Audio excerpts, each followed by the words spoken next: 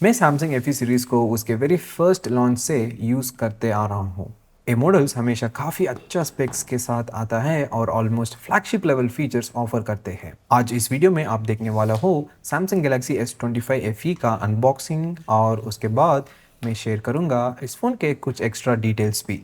ये है 128GB variant और मुझे ये अराउंड 53,000 रुपीज़ में मिला है।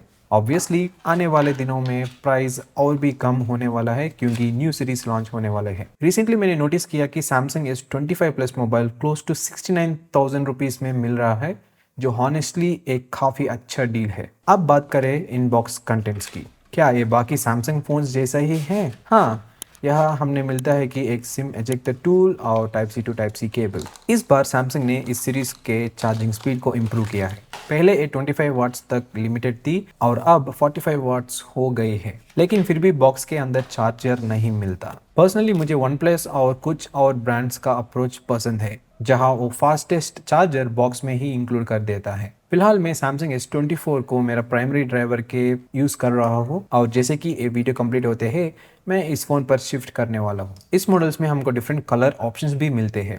सबसे पहले जो चीज़ मैं नोटिस की वो ये कि कैमरा बम्प पिछले मॉडल की कंपैरिजन में ज़्यादा बड़ा नहीं है। हाथ में लेने पर भी फ़ोन काफ़ी लाइट वेट फील होता है और इंटरेस्टिंग बात यह है कि सैमसंग ने इसमें बैटरी कैपेसिटी को 4700 mAh से 4900 mAh कर दिया है। इस फोन पर कोई स्क्रीन प्रोटेक्टर्स प्री अप्लाइड नहीं मिलता, तो भले ही कंपनी अच्छी प्रोटेक्शन का क्लेम करते हो, मैं फिर भी रेकमेंड करूंगा कि आप टेम्पर्ड ग्लास जरूर लगाओ। वेट की बात करें तो ये फोन सिर्फ 190 ग्राम्स का है। पिछले मॉडल अराउंड 220 ग्राम्स का था। एक्चुअली एग्जैक्ट बोले तो वो 213 ग्राम्स हो जाता है मेरे केस में, क्योंकि मैं ऊपर matte screen protector, back glass protector और कैमरा प्रोटेक्टर लगाया हुआ है, जिससे थोड़ा एक्स्ट्रा वेट ऐड हो गया। मेरे पास S20 FE 5G भी है। उस फोन का वेट अराउंड 191 ग्राम्स है, लेकिन स्पेकशीट की अकॉर्डिंग वो भी 190 ग्राम्स ही है। सबसे पहले चलो फोन का ओवरऑल ओवरव्यू देख लेते हैं। टॉप साइड पर माइक्रोफोन्स के साथ एंटीना लाइंस मिलता है।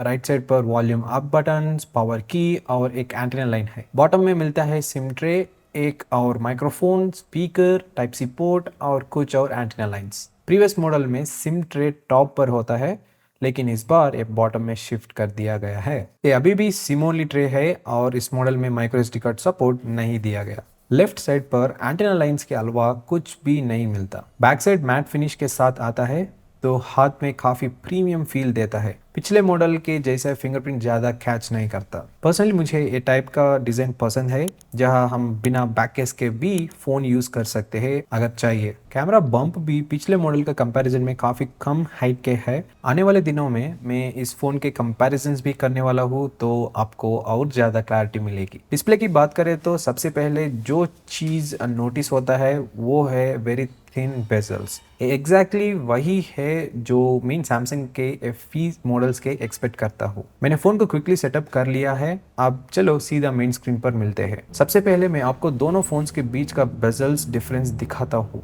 ओवरऑल आप क्लियरली डिफरेंस नोटिस कर सकते हो। S25 FE का screen to body ratio around 89.2% है, जबकि S24 FE में 88% है। नंबर्स थोड़े क्लोज है, लेकिन फिर भी रियल लाइफ यूज में डिफरेंस दिख जाता है। फन फैक्ट, पहले FE मॉडल यानी S20 FE 5G का स्क्रीन टू बॉडी रेशियो सिर्फ 84.8% था। अब चलो चेक करते हैं 128GB में कितने फ्री स्टोरेज मिलती है। अराउंड 22.9GB पहले से यूज्ड है, बाकी सब फ्री है। कुछ प्री इंस्टॉल ऐप्स है जिनको बाद में अनइंस्टॉल भी किया जा सकता है। वीडियो रिकॉर्डिंग करते टाइम तक इस फोन को कोई One UI 8.5 अपडेट नहीं मिला था। ओवरऑल यूज करते वक्त फोन का लुक और फील हॉनेस्टली बिल्कुल एक फ्लैगशिप सैमसंग डिवाइस जैसा ही लगता है। बाकी रिव्यूज की तरह मैं सब कुछ एक ही वीडियो में नहीं डालूंगा। मैं इस फोन को अलग अलग सेगमेंट्स में डेडिकेटेड वीडियोस के थ्रू कंपेयर करूंगा, ताकि आपको प्रॉपर आइडिया मिले कि ये फोन एक्चुअली कितना अच्छा है। नीचे कमेंट्स में बताओ कि आप कौन कौन से कंपैरिजन देखने चाहोगे, S20 FE के साथ या S24 FE के साथ। तुम कमेंट करे तो मुझे आइडिया मिल जाएगा नेक्स्ट कौन से वीडियो कवर करते हैं। ओवरऑल अगर आप भी सैमसंग S20 FE या S21 FE यूज करते रहे हो, तो ये फोन रिमेनिंग मॉडल स्किप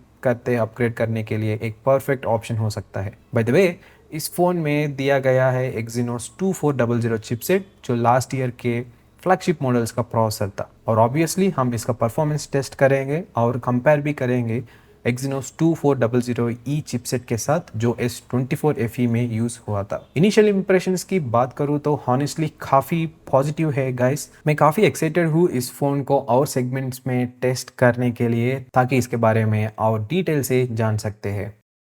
अगर आप Samsung Galaxy S25 FE को गेमिंग के लिए लेना को सोच रहे हो तो ये वीडियो आपके लिए काफ़ी इम्पोर्टेंट होने वाली है। इस वीडियो में मैं इस फ़ोन पर पूरे 1 घंटे तक लगातार गेमिंग करूंगा और चेक करूंगा कि गेमिंग परफॉर्मेंस कैसे रहता है। साथ ही हम टेम्परेचर रीडिंग्स भी लेंगे, डिस्प्ले साइड, बैक साइड और बैटरी ड्रेन भी। इससे आपको एक क्लियर आइडिया मिल जाएगा कि ये फ़ोन लॉन्ग गेमिंग सेशंस में कैसा बिहेव करते हैं। सबसे पहले ये रहा वो गेम्स जो मैं एक एक करके प्ले करने वाला हूँ। मैंने स्क्रीन का हाईएस्ट रिफ्रेश रेट ऑन कर दिया है और फुल ट्रांसपेरेंसी के लिए एक दूसरे फ़ोन पर टाइमर भी स्टार्ट कर दिया है। गेमिंग शुरू करने से पहले चलिए इनिशियल स्टैट्स देख लेते हैं। बैटरी अभी 100% है। डिस्प्ले साइड का टेम्परेचर 30.6 डिग्री सेल्सियस है और बैक साइड पर 30.2 डिग्री सेल्सियस। सबसे पहला गेम जो मैं प्ले कर रहा हूँ वो है BGMI। और एक बार क्लियर कर दो, हर गेम मैंने इस फोन के मैक्सिमम सपोर्टेड सेटिंग्स पर ही खेल रहा हूँ। अगर आप लोअर सेटिंग्स पर खेलते हो तो टेम्परेचर्स और बैटरी ड्रेन का रिजल्ट डिफरेंट हो सकता है। इस गेम के लिए ये रहा ग्राफिक सेटिंग्स जो मैंने यूज कर रहा हूँ। इस वीडियो में मैंने गेम प्ले फास्ट फॉरवर्ड किया है क्योंकि आप यहाँ रिजल्ट्स के लिए आया हो। अगर आप एक्चुअल गेम प्ले देखना चाहते हो तो YouTube सेटिंग से प्लेबैक स्पीड चेंज कर सकते हो। Samsung Galaxy S25 FE में Exynos 2400 चिपसेट दिया गया है जो 4 नैनोमीटर प्रोसेस पर बेस्ड है। ये लास्ट ईयर का सैमसंग फ्लैगशिप चिपसेट था, इसलिए मुझे यहाँ से स्ट्रॉन्ग परफॉर्मेंस और कंट्रोल हीटिंग एक्सपेक्ट करता है। BGM में खेलते वक्त मुझे कोई मेजर फ्रेम ड्रॉप्स या इश्यूज नहीं मिला। फोन थोड़ा वार्म हुआ लेकिन ओवर हीटिंग जैसा कुछ नहीं ही लगा। मैंने फोन बिना किसी बैक कवर के यूज कर रहा हूँ। अगर आप केस लगाते हो टेम्परेचर्स थोड़ा ज़्यादा हो सकता है। कुछ मिनट्स बाद बैटरी 99% पर आ चुकी है। टेम्परेचर्स फ्रंट पर 37.1 डिग्री सेल्सियस और बैक पर 36.5 डिग्री सेल्सियस है। अभी सब नॉर्मल लग रहा है। देखते हैं आगे क्या होता है। नेक्स्ट गेम है शैडो फाइट 4। ये भी मैक्सिमम ग्राफिक्स सेटिंग्स पर चल रहा है। वैसे मैंने 128 GB लिया है, लेकिन अगर आप परचेस प्लान कर रहे हो तो मैं सजेस्ट करूंगा कि 256 GB वेरिएंट ले लो। बेस स्टोरेज आजकल क्विकली फिल हो जाता है। सारे गेम्स मैंने वाईफाई पर खेल रहा हूँ ताकि स्टेबल कनेक्शन मिले। 5G मैं इस टेस्ट के लिए यूज नहीं कर रहा हूँ। फ्यूचर वीडियोस में मोबाइल डेटा पर भी टेस्ट करूंगा।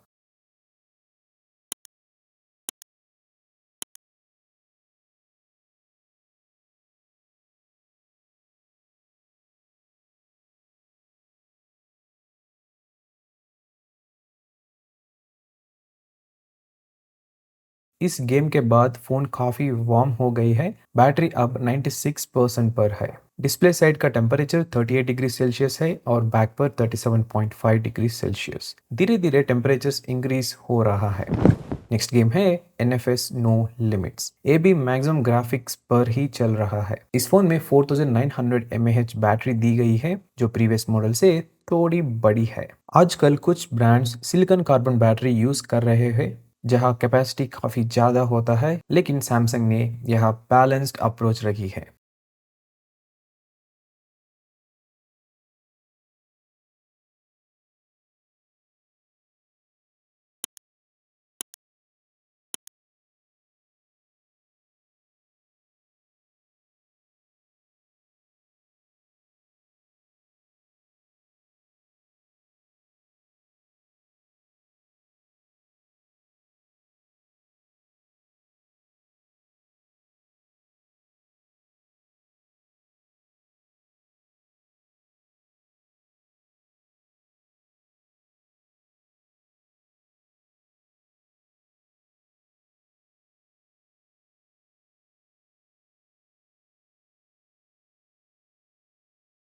इस गेम में मुझे कोई फ्रेम ड्रॉप्स या ग्लिचेस नहीं दिखा। बैटरी अब 94% है और हम लगभग 30 मिनट्स मार्क क्रॉस कर चुके हैं। डिस्प्ले साइड का मैक्सिमम टेम्परेचर 36.1 डिग्री सेल्सियस और बैक पर 35.3 डिग्री सेल्सियस है।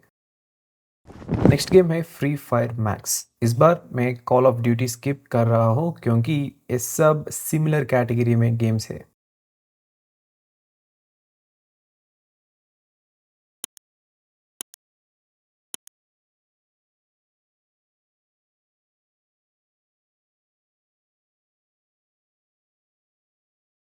यह भी फ़ोन स्मूथली चल रहा है, कोई टच इश्यूज या ग्लिचेस नहीं। बैटरी अब 92% पर है। टेम्परेचर फ्रंट पर 37.7 डिग्री सेल्सियस और बैक पर 37.1 डिग्री सेल्सियस है। आप नोटिस कर सकते हो कि हर गेम के साथ टेम्परेचर थोड़ा चेंज हो रहा है। अब हम सबसे हेवी गेम पर आते हैं। सबसे पहला है मॉडर्न वॉरशिप्स, एक काफ़ी ग्राफिक्स हेवी गेम है।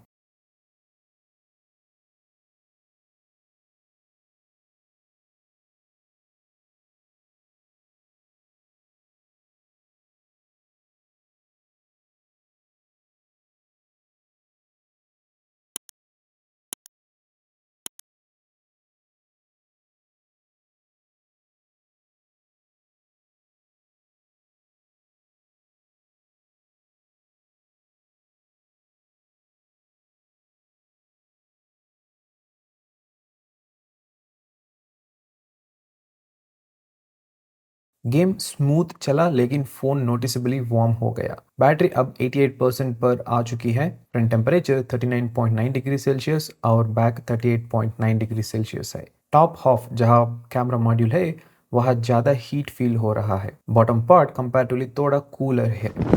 लास्ट गेम है जेंशन इम्पैक्ट। ये हाईएस्ट सेटिंग्स पर चल रहा है लेकिन 60 एफपीएस पर लिमिटेड है। अब तक बैटरी परफॉर्मेंस काफ़ी सॉलिड रही है और चिपसेट यहाँ क्रेडिट डिजर्व करता है।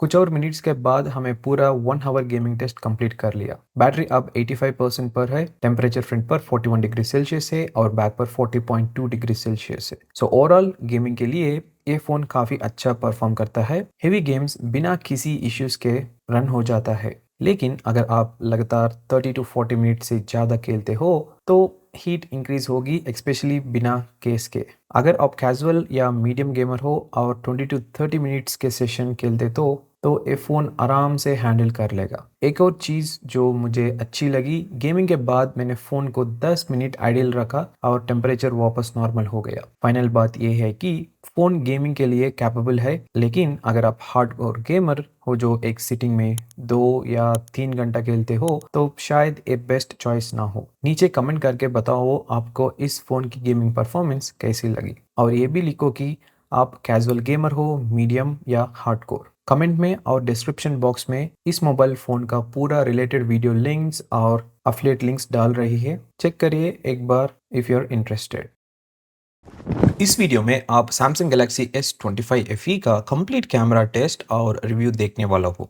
इस फोन के बैक साइड पर ट्रिपल कैमरा सेटअप मिलता है और फ्रंट पर सिंगल कैमरा दिया गया है। सैंपल्स और वीडियो क्लिप्स दिखाने से पहले चलिए एक क्विक लुक ले लेते हैं कैमरा स्पेसिफिकेशंस पर, ताकि आपको चीज़ों का क्लियर आइडिया मिले। बैक कैमरा की बात करें तो मेन कैमरा है 50 मेगापिक्सल सेंसर के साथ with aperture f1.8। Second camera है 8 megapixel telephoto lens with aperture f2.4 और थर्ड कैमरा है 12 megapixel ultra wide lens aperture f2.2 के साथ, और इसका फील्ड ऑफ व्यू है 123 डिग्रीज। फ्रंट साइड पर मिलता है 12 megapixel camera with aperture f2.2। बाकी Samsung FE मॉडल्स के जैसा इस मोबाइल में भी 8K video recording at 30 fps तक सपोर्ट करता है। ओवरऑल कैमरास लगभग 95% प्रीवियस मॉडल जैसा ही है। मेन डिफरेंस ये है कि इस बार सेल्फी कैमरा 12 मेगापिक्सल हो गई है, पुराने वाला 10 मेगापिक्सल है, और साथ ही HDR10 प्लस सपोर्ट भी मिलता है। आप यहाँ स्क्रीन पर देख सकते हैं Samsung S24 FE के साथ कंपैरिजन भी, लाइक कैमरा डिफरेंसेस वगैरह वगैरह। इस वीडियो को मैंने दो पार्ट्स में डिवाइड किया है, एक पूरे डे टाइम फोटोग्राफी और वीडियोग्राफी के लिए और दूसरा नाइट टाइम के लिए। सबसे पहले ये फोटो से जो डे टाइम में डिफरेंट जूम लेवल्स पर ली गई है। क्योंकि हर कैमरा का अपेचर अलग अलग है, इसलिए जब हम जूम चेंज करते हो तो लाइटिंग में भी डिफरेंस आता है। आप क्लियरली 0.6x और 1x फोटो के बीच का गैप देख सकते हैं in terms of lighting as well as quality. 3x तक जूम पर फोटोज काफी अच्छी आती है, उसके बाद धीरे धीरे डिटेल्स कम होने लगता है। 10x तक फोटो अभी भी यूजफुल लगती है, लेकिन 30x पर काफी ज्यादा डिटेल लॉस हो जाता है। हाँ, अगर आपको दूर से कोई टेक्स्ट या नंबर रीड करना हो तो 30x जूम का यूज हो सकता है। कैमरा ऐप में 30x तक जूम करने पर प्रीव्यू में डिटेल्स कम दिखता है, लेकिन फोटो क्लिक करने के बाद फोन थोड़ा टाइम लेता है प्रोसेसिंग में और एक स्लाइटली बेटर वर्जन देता है उसके बाद। बट स्टिल एक कोई अमेजिंग लेवल का नहीं है। ओवरऑल इस फोन पर फोटोज के लिए स्वीट स्पॉट 1x से 10x के बीच का है। अब ये फ्रंट कैमरा से ली गई पोर्ट्रेट फोटो से बैकग्राउंड ब्लर मोस्टली ठीक है, लेकिन ध्यान रखिए फ्रंट कैमरा में ऑटो फोकस नहीं दिया गया। ये नॉर्मल सेल्फीज है बिना पोर्ट्रेट मोड के, और यहाँ भी डिटेल्स काफी अच्छी मिल रही है। अगर आप जूम्ड फोटोज लेना चाहते तो 3x बेस्ट ऑप्शन है इस फोन पर। इस रेंज में क्वालिटी और शार्पनेस दोनों अच्छी लगती है। कैमरा ऐप का इंटरफेस और एआई फीचर्स बाकी सैमसंग फोन्स जैसा ही है। अब जरा डे टाइम आउटडोर कंडीशंस में रिकॉर्ड किए गए वीडियोस देख लीजिए डिफरेंट जूम लेवल्स पर। This is the video recording at 4K 30 FPS by using the back-facing camera and the 2 in 0.6x mode. You cannot record in 60 FPS in this mode, but in 1x, yes, you can. So even for the 8K video, this option is not at all available. Even for 1080p also, this option is not at all available. You can record maximum at 30 FPS in this mode itself. And the audio you're listening is directly coming from the internal microphone. You can observe and you can judge how good the quality as well as the clarity looks like. This is the video recording with the help of back-facing camera at 1x mode and that too 4K 30 FPS. The audio you're listening is directly coming from the internal microphone. I didn't attach any external mic here. You can observe how good the quality as well as the clarity looks like, and if you want you can zoom out. I'll show you how the zooming looks like, but this is what in 1x mode will look, and it's pretty okay if you're recording in outdoor conditions with by handheld, or even if you kept your mobile phone at more than 1.5 distance. So yeah, it's pretty good to record videos like this format.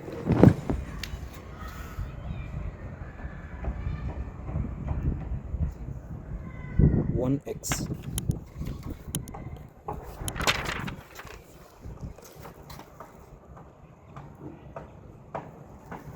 2x,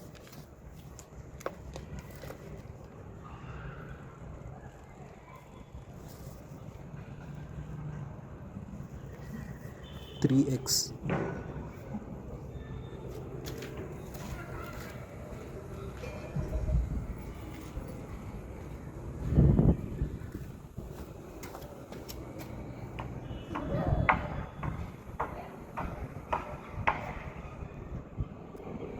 10x,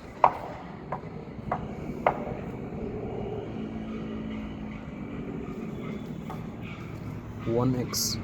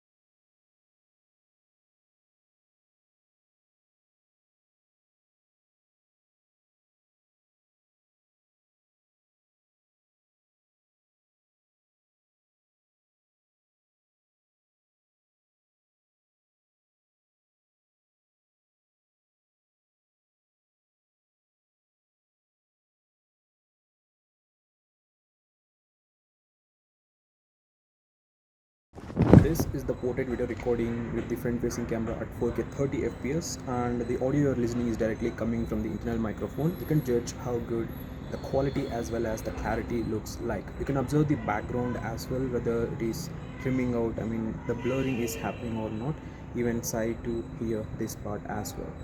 As you can see here, There is slight deviation, I mean slight time delay I am observing, but still it's doing pretty good job. This is the video recording with the front facing camera in normal mode at 4K 30 fps. You can record up to 4K 60 fps in this mode, and if in case you want to record in portrait mode, it is capped at 4K 30 fps. There is no 60 fps recording option is there, and the audio listening is directly coming from the internal microphone. You can observe how good the clarity as well as the video quality looks like. And this is a normal video, guys. There is no background suppression is going to happen. So yeah, this is what the video looks like. ये photos night time indoor conditions में ली गई है artificial lighting के साथ। Room lighting में काफी noise visible है even जब लाइट ठीक हो। ये इमेज पिच डार्क कंडीशन में नाइट मोड से ली गई है। इसमें नाइट मोड टाइमर सेट किया जा सकता है। एक शॉट 8 सेकंड्स एक्सपोजर पर है और दूसरा 20+ सेकंड्स पर। इस टाइम फोन ट्राइपॉड पर रखा गया था। लॉन्ग एक्सपोजर के साथ नाइट मोड यूज करने पर क्वालिटी में क्लियर इंप्रूवमेंट दिखता है। ये नाइट टाइम आउटडोर फोटोज है अलग अलग जूम लेवल्स पर। ऑनेस्टली बोलूं तो क्वालिटी मुझे प्रीवियस मॉडल जैसे ही लगी। कोई मेजर डिफरेंसेस या बिग जंप नजर नहीं आता। मैंने सेम शॉट्स S24 FE के साथ भी साइड बाय साइड लिया था और 95% टाइम दोनों फोन्स ऑलमोस्ट आइडेंटिकल रिजल्ट्स देते हैं। ये फ्रंट कैमरा से नाइट मोड में ली गई फोटो से और यहाँ परफॉर्मेंस काफी अच्छी रही। स्क्रीन फ्लैश ऑटोमेटिकली ऑन हो जाता है इमेज कैप्चर करते वक्त, और अगर स्क्रीन फ्लैश ना हो तो ये वो जगह है जहां मैं खड़ा था। आप देख सकते हो कितना डार्क था। ये इमेज सिर्फ फ्लैश के साथ ली गई है नाइट मोड ऑफ करके। अगर आप बिल्कुल डार्क कंडीशंस में फोटोज लेना चाहते हो तो night mode plus screen flash का कॉम्बो बेस्ट रिजल्ट्स देता है, सिर्फ स्क्रीन फ्लैश पर डिपेंड करने से बेटर। ये कुछ और नाइट मोड फोटोज है डिफरेंट जूम लेवल्स पर। Night mode timer mostly automatic होता है और इवन अगर हम मैनुअली मैक्सिमम सेट करें तो फोन सीन की लाइटिंग देखकर एक्सपोजर टाइमिंग डिसाइड करता है। सिर्फ पिच डार्क कंडीशंस में ही मैक्सिमम टाइमिंग यूज होता है। कंक्लूजन से पहले जरा सेम लोकेशंस पर शूट किए गए नाइट मोड वीडियोस भी देख लीजिए। Hey guys, this is the video recording at 4K 30 fps, and the audio you are listening is directly coming from the microphone, I mean the mobile microphone. And right now you are seeing the video in 0.6x. Now I shift to 1x in a moment so you can observe the light shifting overall.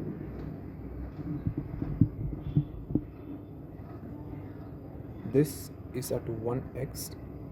You can observe the before and now how the light shift happened. Next I'm going to do 2x zoom.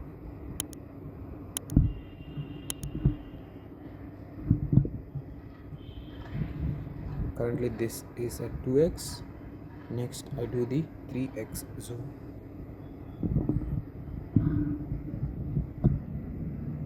This is at 3x. Next, if we want, we can zoom up to 12x, but after the 3x I can say the quality of the video is going to be decreased. I'll show you at maximum how it looks like.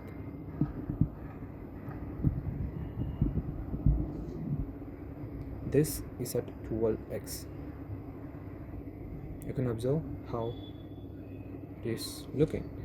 Now I directly go back to the 1x so you can observe much better.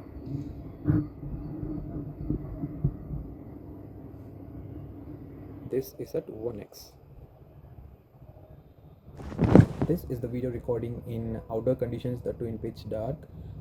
The sad thing here is still this mobile also doesn't have any inbuilt screen flash for recording the videos. And yeah, this is what the video looks like.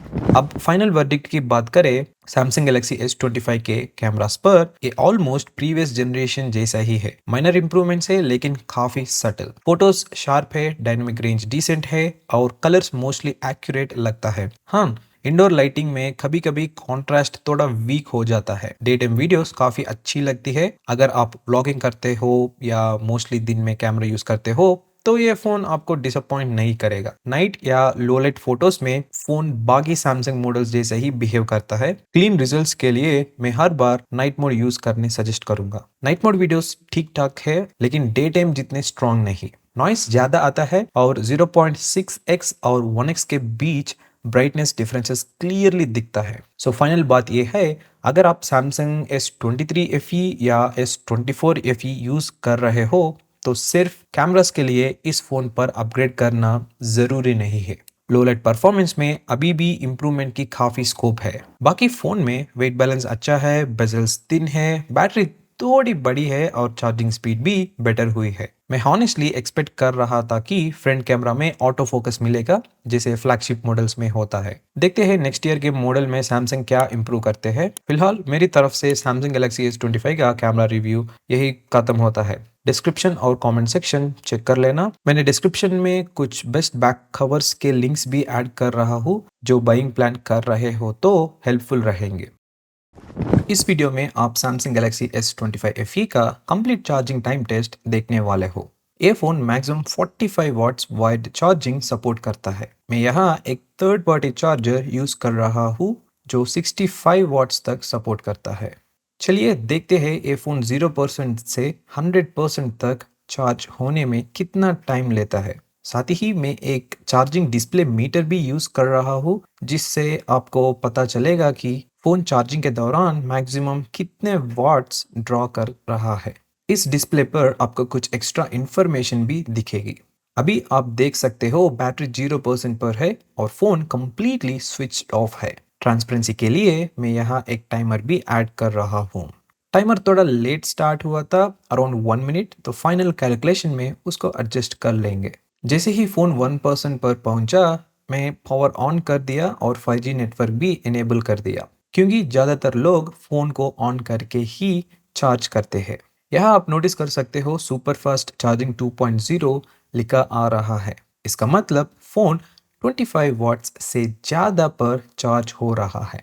Charging metre पर आप real time power draw भी देख सकते हो। ये metre पूरे charging session का maximum wattage भी शो करेगा, उस पर हम एंड में बात करेंगे। फास्ट चार्जिंग सपोर्ट होना का मतलब ये नहीं होता कि फोन कंटिन्यूअसली 45 वॉट्स पर ही चार्ज करे। अगर ऐसा होता तो बैटरी लाइफ स्पैन पर नेगेटिव इफेक्ट पड़ता। जब भी मैं चार्जिंग परसेंटेज मेंशन कर रहा हूँ, टेक्निकली वहाँ 1 मिनट का गैप होता है, लेकिन प्रैक्टिकल अंडरस्टैंडिंग के लिए हम उसी टाइम को कंसिडर कर रहे हैं। लगभग 10 मिनट्स में बैटरी 27% तक पहुंच गई, जो काफ़ी अच्छा रिजल्ट है। अगर आप बेसिक यूज़र हो, सिर्फ कॉल्स और मैसेजेस के लिए फ़ोन यूज़ करते हो, तो इतनी चार्ज से फ़ोन ऑलमोस्ट आधा दिन ईजिली चल सकता है। अब देखते हैं 20 मिनट्स के बाद कितना चार्ज हुआ। इस फ़ोन में 4900 mAh बैटरी दी गई है। ये अमेजिंग तो नहीं है, लेकिन प्रीवियस जनरेशन्स के कंपैरिजन में ठीक ठाक है। अगर सैमसंग ने यहाँ 5500 mAh दी होती तो डील और स्ट्रॉन्ग हो जाती। 20 मिनट्स के बाद बैटरी 51% तक पहुंच गई। बेसिक यूजर्स के लिए ये ईजिली एक पूरा दिन चल सकती है। पावर ड्रॉ की बात करी तो अभी तक मैक्सिमम 41.2 वॉट्स रिकॉर्ड हुआ है। अब देखते हैं 30 मिनट्स के बाद क्या सीन है। ये फ़ोन वायरलेस चार्जिंग भी सपोर्ट करता है, लेकिन मैं इस टेस्ट में वायरलेस चार्जिंग इंक्लूड नहीं कर रहा हूँ, क्योंकि ज़्यादातर लोग डेली बेसिस पर वायर्ड चार्जिंग ही यूज़ करते हैं। Wireless charging more about convenience होता है। जैसे कार में 20 या 30 मिनट्स ड्राइव के दौरान फ़ोन रख दिया, थोड़ा चार्ज हुआ, फिर बाद में वही साइकिल कंटिन्यू। लेकिन वायर्ड चार्जिंग में लोग यूजुअली फ़ोन को साइड में रखकर फुल चार्ज करना प्रेफर करता है। 30 मिनट्स के बाद बैटरी 69% हो चुकी है और मैक्सिमम वोल्टेज अभी भी 41.2 वॉट्स ही है। अब चलते हैं 40 मिनट्स पर। हाफ आवर मार्क क्रॉस करने के बाद जनरली चार्जिंग स्पीड धीरे धीरे डिक्लाइन होने लगती है। ये सिर्फ सैमसंग में नहीं, ऑलमोस्ट हर फोन में होता है। मैं फ्यूचर में वन प्लस और बाकी बीबी के ब्रांड्स के फास्ट चार्जिंग फोन्स को भी टेस्ट करना चाहता हूँ, खासकर जो 50 वॉट से ज़्यादा सपोर्ट करते हैं।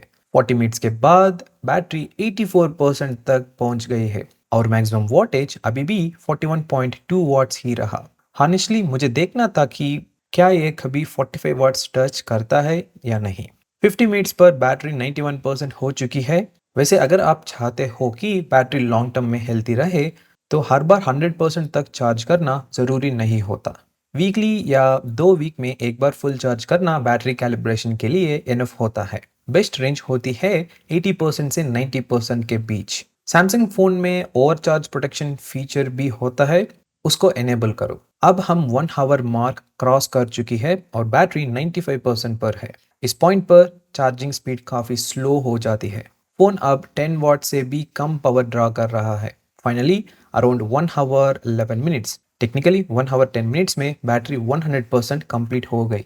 मैक्सिमम चार्जिंग स्पीड की बात करें तो इस टेस्ट में हाईएस्ट जो रिकॉर्ड हुआ वो 41.2 वाट्स ही था। इसके बाद आप S24 FE का चार्जिंग टेस्ट भी चेक कर सकते हो ताकि दोनों फोन्स के बीच डिफरेंसेस समझ आए। ओवरऑल चार्जिंग टाइम अगर आज की स्टैंडर्ड से देखे तो ठीक ठाक है, लेकिन हॉनेस्टली ग्रेट नहीं कहूँगा।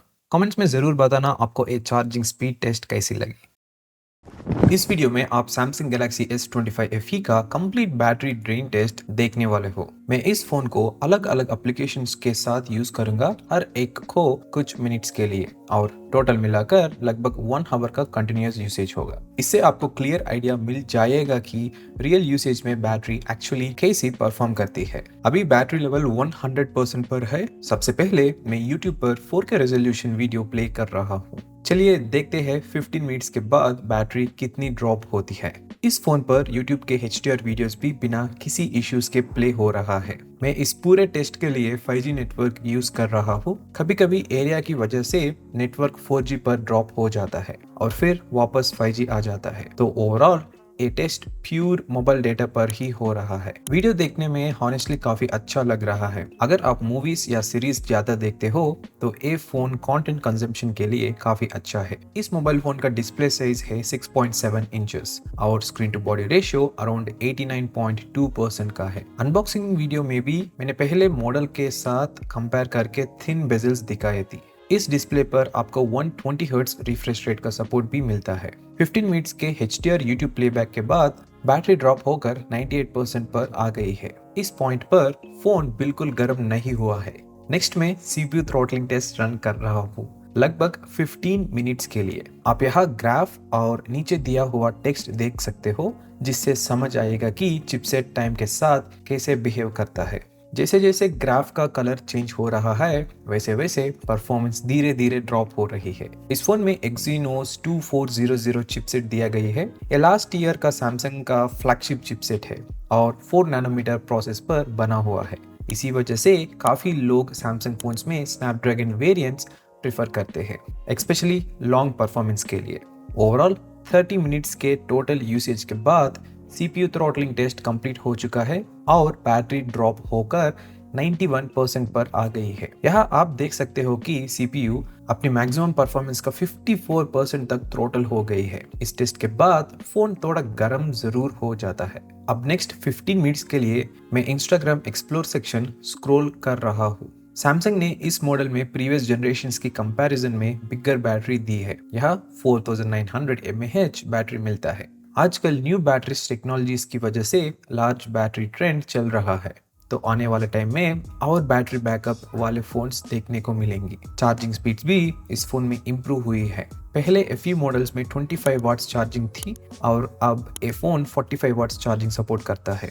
वायरलेस चार्जिंग की बात करें तो ये 15 watts QI2 wireless charging support करता है, लेकिन बैक साइड पर मैग्नेटिक रिंग नहीं दिया गई है। वो आप डेडिकेटेड बैक केस के थ्रू ऐड कर सकते हो। मैंने इस फोन के लिए कुछ बेस्ट बैक कवर्स पर भी एक वीडियो बनाया है, आप उसे बाद में चेक कर सकते हो। लॉक स्क्रीन टाइमर सेटिंग्स की वजह से इनिशियली कुछ मिनट्स मिस हो गई थी, जिससे मैंने बाद में कॉम्पनसेट किया, इसलिए आपको टाइमिंग थोड़ी सी 1 hour से ज्यादा दिखेगी। इंस्टाग्राम थोड़ी देर और यूज करने के बाद बैटरी अब 89% पर आ चुकी है। नेक्स्ट में 15 मिनट्स के लिए 4K 30 FPS वीडियो रिकॉर्डिंग कर रहा हूँ। देखते हैं इसके बाद बैटरी कितनी ड्रॉप होती है। कैमरा सेटअप इस फोन का काफी अच्छा है, स्पेशली FE सीरीज के हिसाब से। काफी लोग मुझसे S24 FE के साथ कैमरा कंपैरिजन पूछ रहा है। वो वीडियो ऑलरेडी पाइपलाइन में है और बहुत जल्दी आ जाएगा। अगर आप ये वीडियो बाद में देख रहे हो तो डिस्क्रिप्शन बॉक्स और कमेंट सेक्शन चेक कर लेना,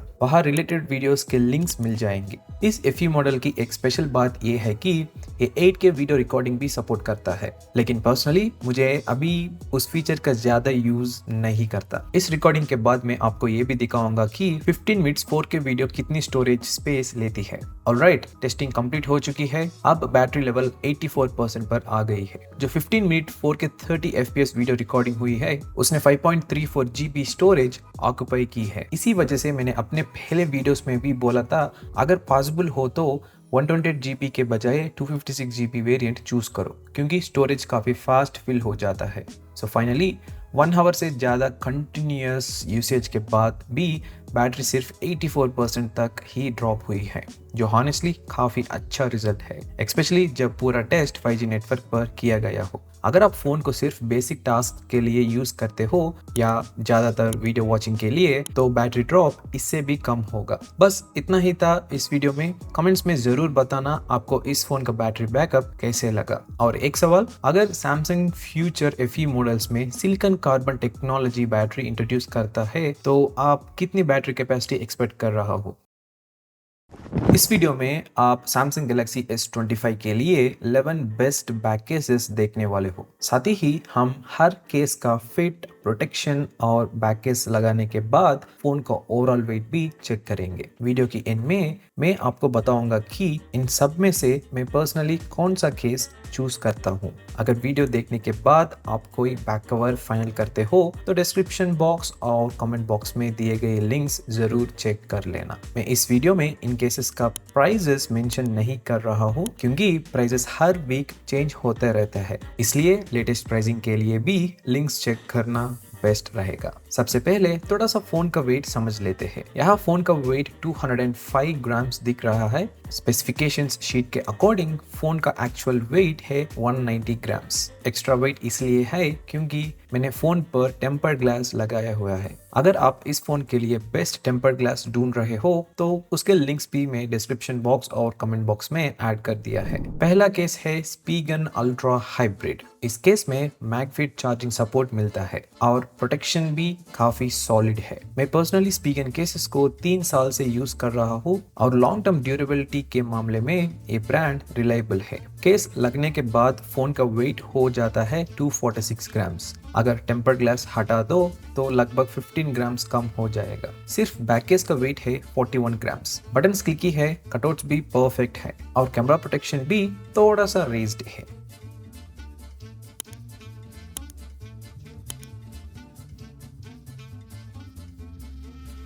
नेक्स्ट केस है Amazon बेसिक्स का ट्रांसपेरेंट। ये है ट्रांसपेरेंट केस। इसके बैक पर मैग्नेटिक रिंग भी दी गई है। केस का वेट है 34 ग्राम्स। कैमरा प्रोटेक्शन अच्छी है, बटन्स और कटआउट्स भी प्रॉपर है। डिस्प्ले साइड पर हल्का सा रेज है जो फॉल के टाइम शॉक ऑब्जर्व करता है। प्राइस के हिसाब से ये एक वैल्यू फॉर मनी ऑप्शन है।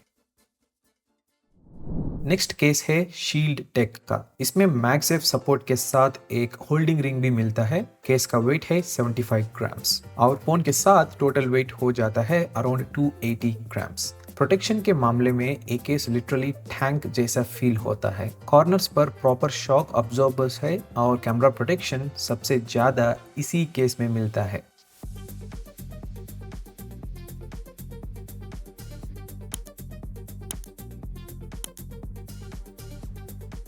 मैग्नेटिक रिंग को आप स्टैंड के तौर पर भी यूज कर सकते हो। नेक्स्ट है स्पीगन टफ आर्मर मैग फिट। हाथ में काफी सॉलिड फील देता है और हेवी प्रोटेक्शन के लिए बना है। बैक पर एक स्मॉल स्टैंड भी मिलता है और मैगफिट चार्जिंग सपोर्ट भी है। केस का वेट 59 ग्राम्स है और फोन के साथ टोटल वेट 265 ग्राम्स। कैमरा और फ्लैश दोनों के लिए प्रोटेक्शन अच्छी है।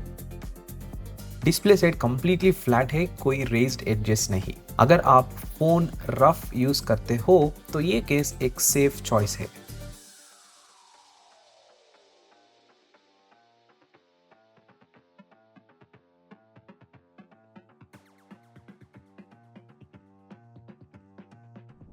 नेक्स्ट केस है द गिफ्ट कार्ड का लेदर फिनिश वेरिएंट। इसमें मैग्नेटिक सपोर्ट नहीं मिलता। ब्रांड इसे जेन्युइन लेदर बोलता है, लेकिन हॉनेस्टली ए लेदर लाइक फिनिश ज्यादा लगता है। स्टिचिंग और फिनिश डिसेंट है और अगर आपको बजट में प्रीमियम लुक चाहिए तो ये पसंद आ सकता है। केस का वेट 39 ग्राम्स है और फोन के साथ total weight 244 grams. Camera protection अच्छा है, लेकिन डिस्प्ले साइड पर कोई रेज्ड एज नहीं है। ओवरऑल ये केस लुक्स के लिए ज्यादा, प्रोटेक्शन के लिए एवरेज है।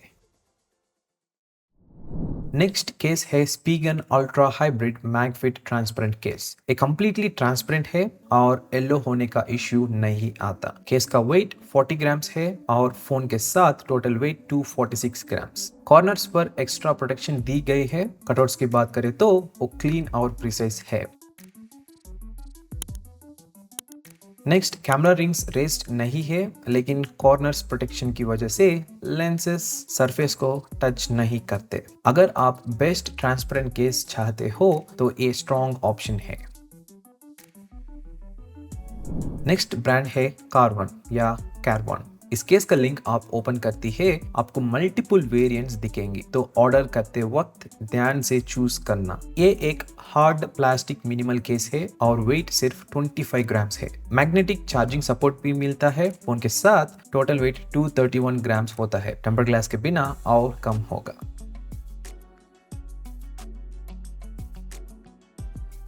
कैमरा प्रोटेक्शन काफी मिनिमल है और बटन्स लॉन्ग टर्म में लूज हो सकती है। ये इसका ड्रॉबैक है।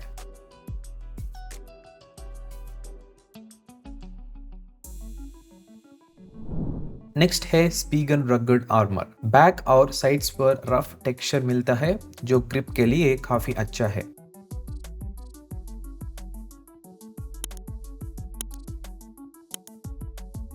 केस का वेट 40 ग्राम्स है और फोन के साथ टोटल 245 ग्राम्स। मैग्नेटिक सपोर्ट नहीं मिलता, लेकिन प्रोटेक्शन सॉलिड है।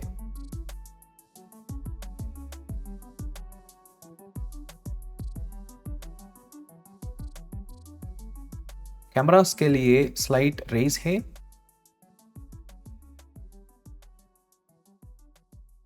और डिस्प्ले के साइड पर कॉर्नर्स पर एक्स्ट्रा प्रोटेक्शन दी गई है। अगर आपके हाथ ज्यादा स्वेट करते हैं तो ये केस काफी कंफर्टेबल रहेगा। नेक्स्ट केस है रिंग की का। ये मैग सेफ कॉम्पैटिबल है और स्पीगन रगड आर्मर जैसा ही फील देता है। केस का वेट 40 ग्राम्स है और फोन के साथ total 245 grams. Camera protection, cutouts और बटन्स सब अच्छी है।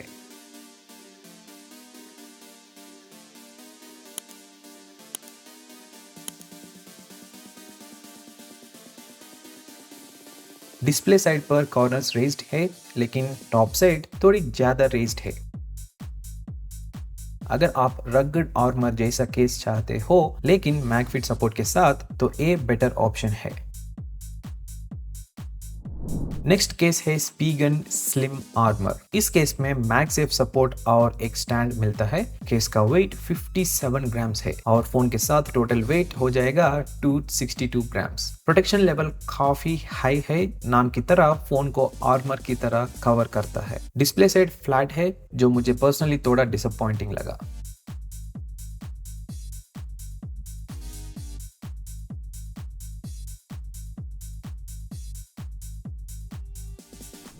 लास्ट केस है द गिफ्ट कार्ड का दूसरा लेदर वेरिएंट, बस कलर डिफरेंट है। केस का वेट 38 ग्राम्स है और फोन के साथ टोटल 243 ग्राम्स। प्रोटेक्शन और बिल्ड क्वालिटी पहले वाले गिफ्ट कार्ड केस जैसा ही है।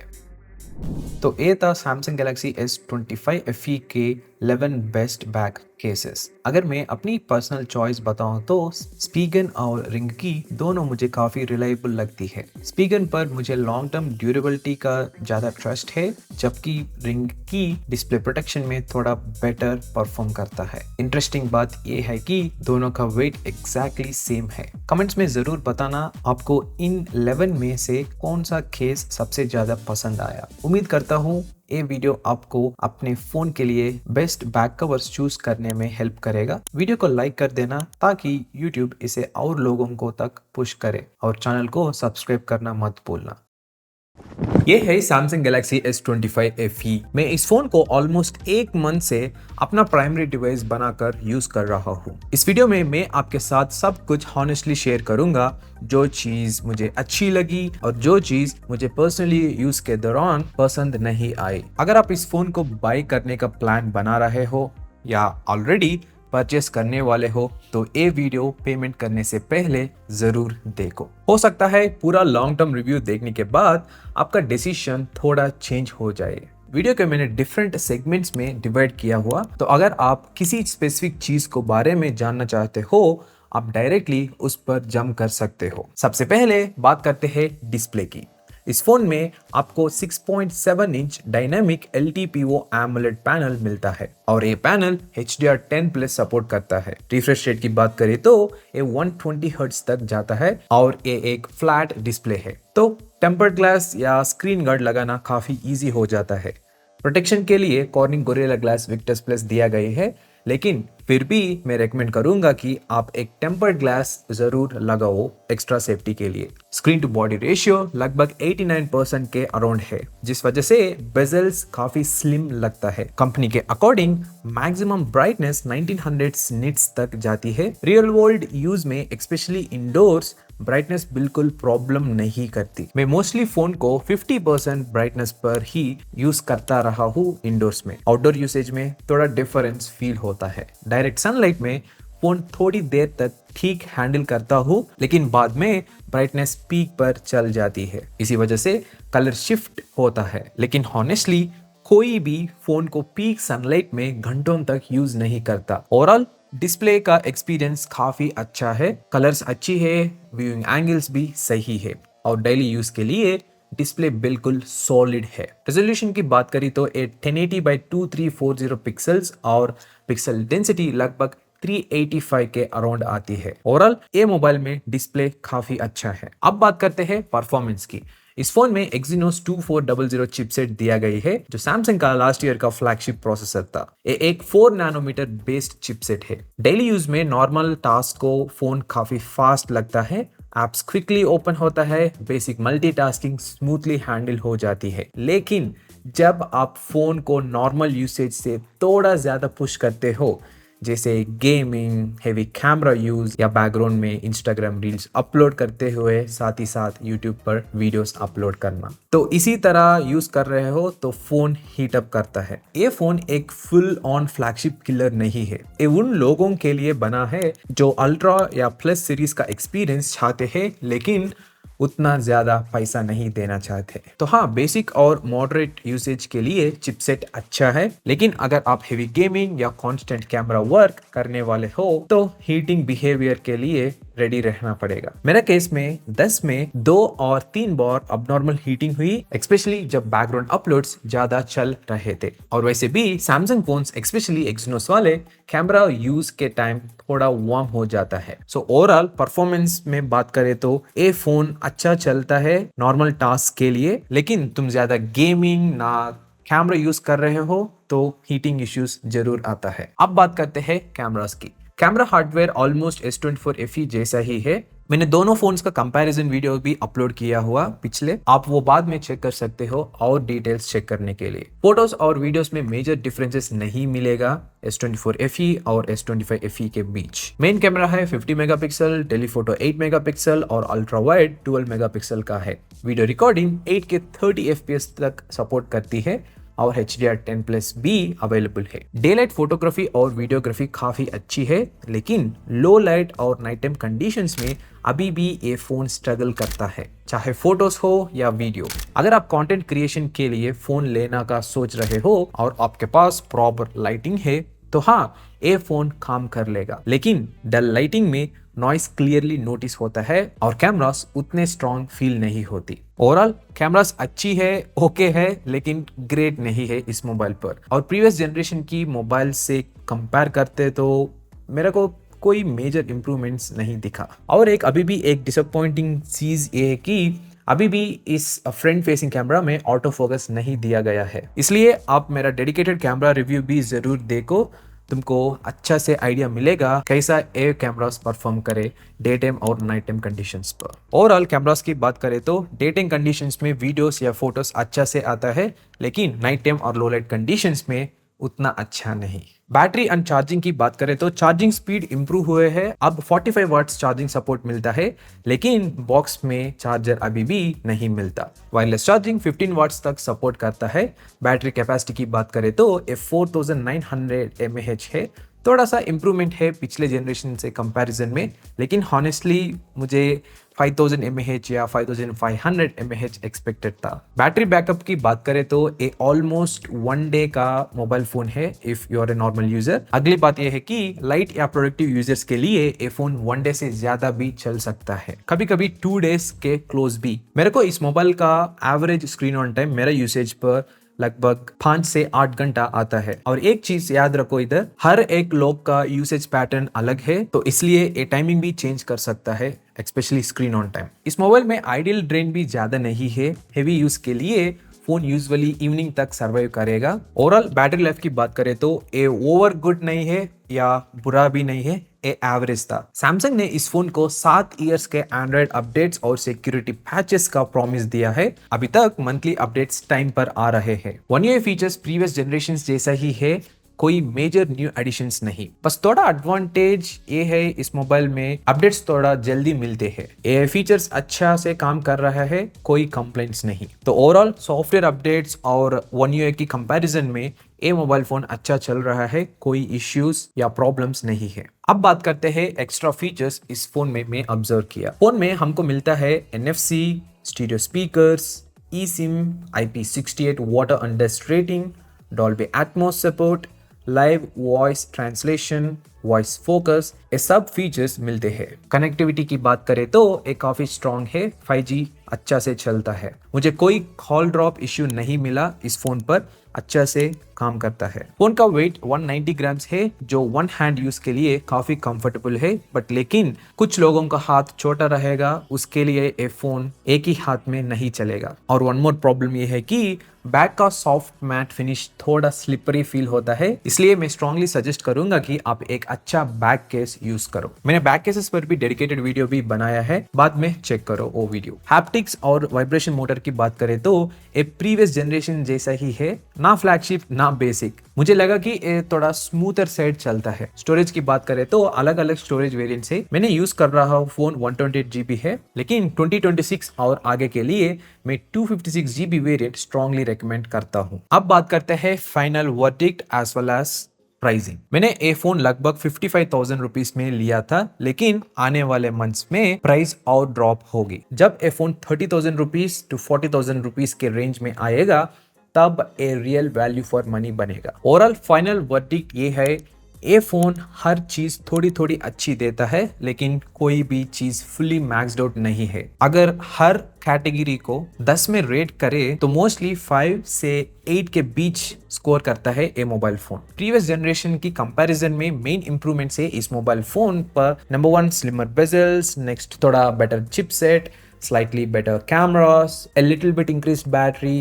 good charging speeds और weight। बाकी ज्यादा चीज सेम ही है। अगर आप S23 FE या S24 FE यूज कर रहे हो तो अभी अपग्रेड करना जरूरी नहीं, बेटर है वेट करना और देखते ही नेक्स्ट जनरेशन में सैमसंग क्या इंप्रूव करता है। तो ये था सैमसंग गैलेक्सी S25 FE का कंप्लीट लॉन्ग टर्म रिव्यू मेरी साइड से। अगर आपको कोई डाउट्स या क्वेश्चंस है, कमेंट्स में पूछ सकते हो, मैं रिप्लाई करने की पूरी कोशिश करता हूँ। डिस्क्रिप्शन बॉक्स में सारे अफिलिएट लिंक्स मिल जाएंगे, उनसे परचेस करोगे तो मुझे थोड़ा सपोर्ट मिलता है और मैं और फोन्स रिव्यू कर पाता हूँ। Thanks for watching, please subscribe ताकि मैं फ्यूचर में और भी फोन रिव्यूज कर सकूं।